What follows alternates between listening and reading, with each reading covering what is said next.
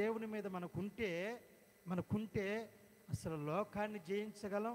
మన ద్వారా దేవుడు అద్భుతమైన కార్యాలు దేవుడు చేస్తాడు. మన నోటి నుంచి ప్రతి ఆశీర్వాద మాట దాన్ని ఖచ్చితంగా జరిగిస్తాడు.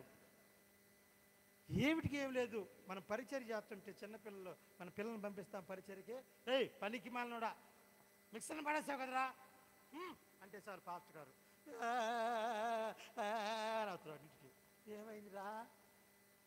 పాస్టర్ గారు కొట్టాడా? ఏం చేశావు? నేను మిక్సర్ చేస్తుంటే జారిపడింది. ఈ పాస్టర్లు అంతేరా కట్టిళ్ళు.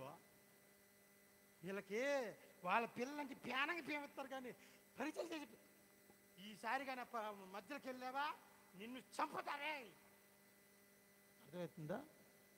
పిల్లోడిని ఒక చెయ్యి కూడా ఇలా టాన్ అంతే కోపం తప్పకుండా మిక్సర్ పోయింది, 10,000 రూపాయలు మిక్సర్ పోయింది అట అంటే చాలు. ఇక చూసుకోండి అమ్మ, అందరిలో పాస్టర్లు అనుకుంటాం కానీ మనం నమ్ముతాం కానమ్మా అందరు మంచివాళ్ళు కాదు. ఇంక శుభార్త ప్రకటించింది. ఇక అర్థమవుతుందా? గట్టి స్తోత్రం చెప్పండి. ఇంకోసారి చదువు హల్లెలూయా.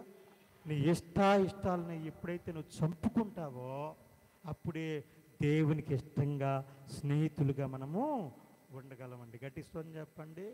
ఇంకోసారి చెప్పండి హల్లెలూయా. చంపావు ఎప్పుడన్నా నీ ఇష్టం? ఇప్పుడు ధనవంతుడు ఉన్నాడు, తెలుసుగా ధనవంతుడు తెలుసా? అదే మన లాజరు ధనవంతుడు.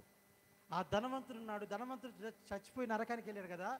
వాడు చేసిన పాపం ఏంటి చెప్పండి మీరు? వ్యభిచారం చేశాడా? దొంగతనం చేశాడా? ఇంకేమైనా చేశాడా? అబ్రహాం అంటాడు, బాబు కుమారుడా, నీ జీవితకాలం అంతా నీ ఇష్టాలు నెరవేర్చుకున్నావు గనక నువ్వు పాతాళంలో యాతన పడుతున్నావు. బాబు యవనస్తులు ఉన్నారు మన వాళ్ళ పిల్లలు. నా ఇష్టం ఒకడు ఎందుకయ్యా దాగుతుంది? నా ఇష్టం, నువ్వు డబ్బులు ఇచ్చావింది, నా డబ్బులు నా ఇష్టం, నేను దాగుతా, ఉరికాల్లో పడతా, గంటలో పడతా, ఎక్కడైనా పడతాను, నా ఇష్టం, నేను దాగుతా. దేవుని స్తోత్రం. ఈ ధనవంతుడు కూడా పాపం ఏ పాపం చేయలే. అతను చేసిన పాపం ఏంటంటే ఇష్టాన్ని నెరవేర్చుకోవటం. ఆదివారం నేను పోను చర్చికి, ఎవరిష్టం అది? నా ఇష్టం. హలో సురేష్, ఆరాధన టైం అవుతుంది రా అంటే వస్తున్నానా?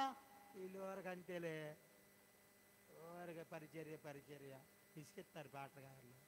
వాళ్ళు చేయరు పాడు చేయరు. ఇప్పుడు చేసారు వాళ్ళు మగాళ్ళు మమ్మల్ని జావ కొడతారు. పంది బాండి కొట్టకుండా ఏడు కోటకంటారు, ఆడు కోటకంటారు, ఈడు కోటమంటారు, ఆడు సావ కొడుతున్నారు. అర్థమవుతుందా?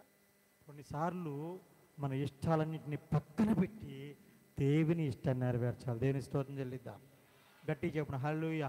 నీ ఇంట్లో ఇబ్బంది ఉంది, నీ ఇంట్లో చాలా ఇబ్బంది ఉంది, ఈ కోటాలు జరుగుతున్నాయి, ఉపాసకులు జరుగుతున్నాయి, ఇంకా రకరకాల కూడీలు జరుగుతున్నాయి, వాటిని పక్కన పెట్టాము. ఎప్పుడూ ఉండే ఈ కష్టమే, ఎప్పుడూ ఉండే ఆర్థిక ఇబ్బంది, నా దేవుడి సన్నిధి ముఖ్యమని నువ్వు వస్తావా? నీ ఇష్టాన్ని పక్కన పెట్టేసావు. దేవుని స్తోత్రం. దేవుని ఇష్టాన్ని నెరవేర్చిన నిన్ను దేవుడు విడిచిపెడతాడా? గట్టి స్తోత్రం చెప్పండి. కనుక నా మాటనండి, మన ఇష్టాలు నెరవేర్చే వాళ్ళమైతే దేవునికి ఎప్పుడు ఇష్టంగా ఉండలేవు. అబ్రహామునంతగా దీవించడానికి, అబ్రహాము నా స్నేహితుడు అని సర్వాధికారైన దేవుడు సాక్ష్యముడడానికి కారణం అంటే లోకాన్ని మొట్టమొదటిగా ఏం చేశాడు? విడిచిపెట్టాడు. నామకార్థులను విడిచిపెట్టాడు, శరీరక్రియలను విడిచిపెట్టాడు, తన ఇష్టాలను విడిచిపెట్టి ప్రభు కొరకు బ్రతికాడు. కనుక ఈ రోజు కూడా అబ్రహాము నా స్నేహితుడు అనే సాక్ష్యాన్ని అతను కలిగి ఉన్నాడు. గట్టి స్తోత్రం చెప్పండి. ఈ ఉదయకాలం నితో మీకు చెబుతున్నాను, దయచేసి ప్రభువును మన స్నేహితురాలుగా మనం స్నేహితులుగా భావించుకుందాం. మనకి ఒక స్నేహితుడు అంటే వాడితో మాట్లాడుకుని ఉంటామా? మనం ఒక్కరోజు మాట్లాడుకుని ఉంటామా? స్నేహితుడు అయితే నిజమైన స్నేహితుడు ఖచ్చితంగా ఏదో సమయంలో వచ్చి అమ్మాయి రామే అని పిలుస్తాం, మరి రారా అంటాం, లేకపోతే దూరంగా ఉంటే ఫోన్లోనే మాట్లాడతాం. స్నేహితుడిగా ఉండాలి. ప్రభుతో మాట్లాడండి, ప్రభు సన్నిధానంలో సహవాసం చేయండి, ప్రభు కొరకు బ్రతకండి. ప్రభు మనల్ని విడిచిపెట్టు. ఖచ్చితంగా మన బంధువులు, రక్త సంబంధులు మనల్ని తలగా నిలబెడతారు. దేవుని స్తోత్రం. కనుక ప్రభువుని స్నేహితుడిగా చేసుకుందాం, ప్రభువుని స్నేహితుడిగా చేసుకుని బ్రతుకుదాం. ఈ మాటలు మీనికిలో ప్రభు ఫలింపచేయునుగాక. ఆమె చిన్న ప్రార్థన చేసుకుందాం. దైవ సేవకుడికి అప్పగిస్తాను. కళ్ళు మూసుకొని చిన్న ప్రార్థన చేసుకుందాం.